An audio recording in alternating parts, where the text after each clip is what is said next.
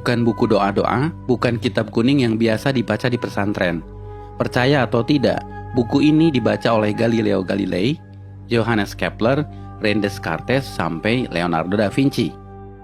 Judul aslinya dalam bahasa Arab adalah Al-Manazil, tapi kemudian diterjemahkan ke bahasa Latin menjadi Book of Optics. Ini adalah buku sains paling berpengaruh dalam sejarah sains di Eropa, bahkan seluruh dunia dalam bidang optik. Tanpa buku ini, mungkin sekarang tidak ada yang namanya kamera. Menariknya, buku ini usianya lebih dari 1000 tahun, tapi sampai sekarang masih relevan.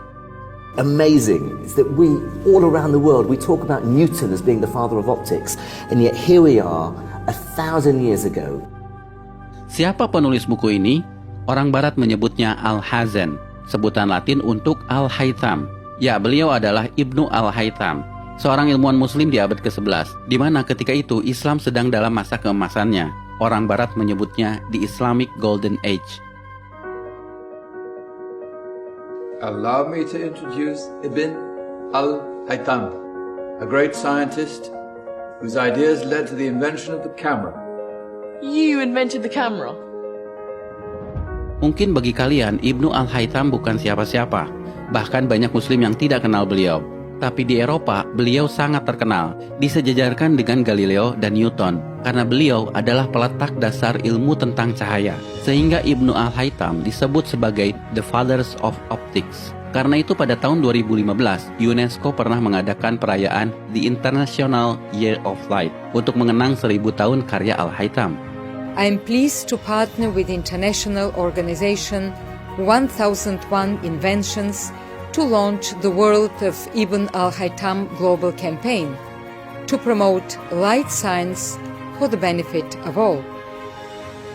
A groundbreaking scientist from 1,000 years ago, the life and work of Ibn Al-Haytham have never been as relevant as they are today. Salah satu temuan Ibnu Al-Haytham yang paling merevolusi pandangan sains dunia ketika itu adalah bagaimana beliau menjelaskan cara mata kita bekerja. Sebelum adanya beliau, para ilmuwan Yunani seperti Plato dan Euclid percaya bahwa mata mengeluarkan semacam sinar ke arah objek untuk bisa melihat. Hal itu kemudian dibantah oleh Ibnu Al-Haytham. Justru matalah yang menangkap patulan cahaya sehingga kita bisa melihat. Bahkan beliaulah yang memetakan bagian-bagian mata yang berfungsi mengatur masuknya cahaya, seperti iris, pupil, kornea, dan retina. Temuannya ini bukan sekedar teori, Ibnu Al-Haytham membuktikannya dengan eksperimen. Bahkan eksperimennya yang bisa dibilang cukup sederhana ketika itu, menjadi dasar bagi penemuan kamera zaman sekarang, yang pada saat itu disebut kamera obscura. By the way, tahukah kalian, kata kamera berasal dari bahasa Latin yang artinya ruangan. Sedangkan obscura artinya gelap. Jadi kamera obscura artinya ruangan gelap. Dinamakan seperti itu karena Ibnu Al-Haytham melakukan eksperimennya di ruangan gelap saat beliau di penjara. Beliau di penjara karena penguasa Mesir pernah memanggilnya untuk mengatasi banjir Sungai Nil. Namun usahanya dianggap gagal dan sang raja marah, lalu memenjarakannya. Tapi saat di penjara inilah justru jadi momen bersejarah bagi Ibnu Al-Haytham dan bagi perkembangan dunia sains modern. Salah satunya adalah penemuan kamera obscura. We have a beautiful view of a nice church just outside the window here. Now, if I close this blinds, through this pinhole I created in this blind, I'll be able to capture an image of this church on this transparent screen. However, it's an inverted image, as Ibn al-Haytham explained and demonstrated. If I let this eye look through this pinhole, I'm gonna be able to see the image of the church again, invert it back on the retina. Kalau menurut kalian temuan Ibnu Al-Haytham ini biasa saja, perhatikan bahwa Ibnu Al-Haytham bukan sekedar menjelaskan cara kerja mata, tapi sifat dari cahaya itu sendiri. Beliaulah yang pertama membuktikan bahwa cahaya berjalan dalam lintasan lurus, sehingga beliau bisa menjelaskan pantulan cermin, pembiasan cahaya, dan fenomena-fenomena lainnya. Dan ini menjadi landasan penemuan semua teknologi yang melibatkan cahaya, seperti kabel optik, laser, komunikasi satelit, sampai akselerator partikel. I'm sort of wondering what Ibn al-Haytham would think doing experiments with candles and pinhole cameras.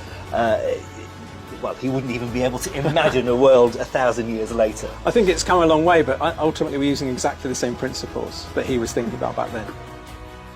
Itulah kenapa buku Al-Haytham ini menjadi sangat penting bagi perkembangan sains modern. Apa yang kalian pelajari di sekolah dalam bab optik seperti cermin, pembiasan cahaya, lensa, cara kerja kamera, teleskop, mikroskop, semuanya berasal dari buku yang usianya 1000 tahun ini. Namun sayang, Ibnu Al-Haytham tidak pernah disebutkan di buku-buku sekolah.